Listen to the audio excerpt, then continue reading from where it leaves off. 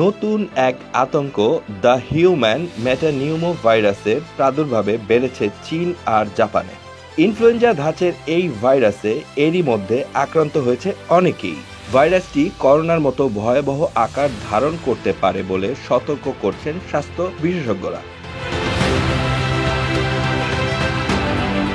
বিশেষজ্ঞদের অনেকের সংখ্যা 2025 সালে আবারও করোনার মতো নতুন কোনো মহামারীর উদ্ভব হতে পারে। যদিও কোন রোগটি মহামারী আকার ধারণ করবে সে বিষয়ে স্পষ্ট কোনো বার্তা এখনও দেওয়া সম্ভব নয়, তবে HMPVর প্রাদুর্ভাব ভাবাচ্ছে তাদেরকে। হাম, কলেরা, বার্ড ফ্লুর মতো প্রায় 11টি রোগকে সম্ভাব্য মহামারীর তালিকায় রাখা হয়েছে। এরই মধ্যে HMPVর সাম্প্রতিক প্রাদুর্ভাব চিন্তার ভাঁজ ফেলেছে চিকিৎসক ও জনস্বাস্থ্য বিশেষজ্ঞদের কপালে। চীনের সামাজিক যোগাযোগ মাধ্যমে পোস্ট করা কয়েকটি ভিডিওতে দেখা যায় করোনার সময়ে হাসপাতালে যেভাবে ভিড় তৈরি হয়েছিল ঠিক একই পরিস্থিতি তৈরি হয়েছে HMPVর প্রাদুর্ভাবে। একই অবস্থা দেখা যাচ্ছে জাপানেও।